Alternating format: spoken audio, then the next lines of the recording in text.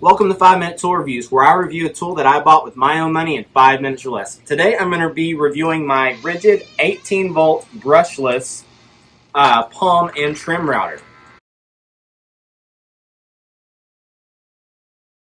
So I have had this particular router for a little over a year. I bought it about 6 or 7 months after it came out onto the market, and it is my favorite router to use whenever I can use it.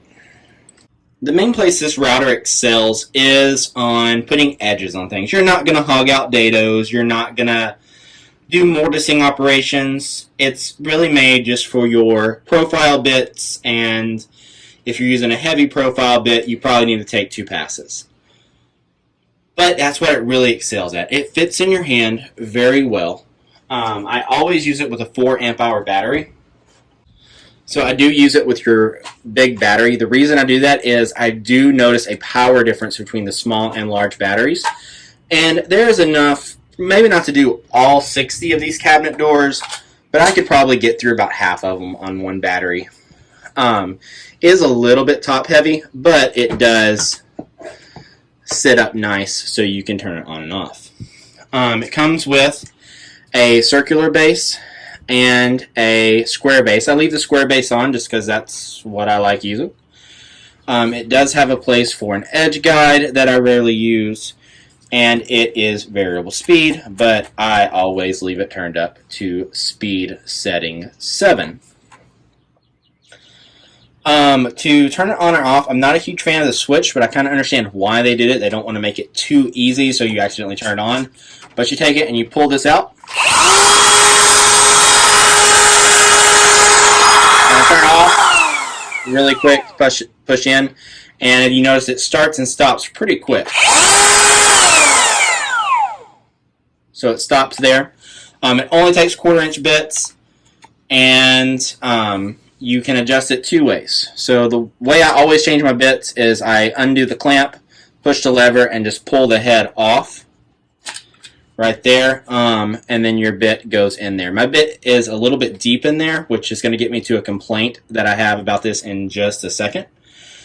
And then to get it back on, you see your little detent, it lines up, pull your lever back, slide it on, you rough adjust it to wherever you want it, snaps into those threads, and then you can fine tune it right there. The scale on this thing is pretty well useless. I don't really see the point of having the scale on here, but as you see, you just rough adjust and then fine tune it. What I've noticed is a few things about this guy that are kind of don't like. I did have to adjust this where it cams over just a little bit tighter because that would slip, and the collet isn't great on there. The collet will slip and then push the bit a little bit further in if it gets gummed up in any way, so that is something you have to watch with your edge profiles. That's why it's pushed down, and that's why you're not seeing that little bit of silver showing in the shank. That might be a deal breaker for some of you. However, if you're on the Ridgid system, I think it's definitely worth having. It will make your life easier. It just makes it where you just grab the router and go.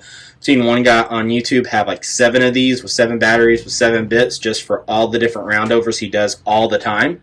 He just has them all set up and ready to go. This is what I use to trim up edge banding and laminate. That's why it's got some glue residue on it. I did my router bit review last week, so it's the video right before this one, of the Yoniko set, and I use those with this bit. So this guy has been dropped a few times, still good. You see some of this butylene stuff is coming off a little bit.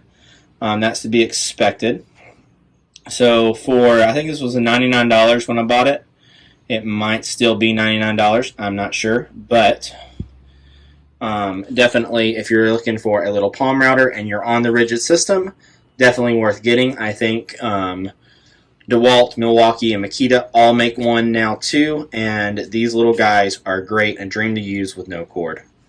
So thanks for watching this episode of 5 Minute Tool Reviews. Give this video a thumbs up if you liked it, a thumbs down if you didn't, and like, share, comment, and subscribe. We will see you next week.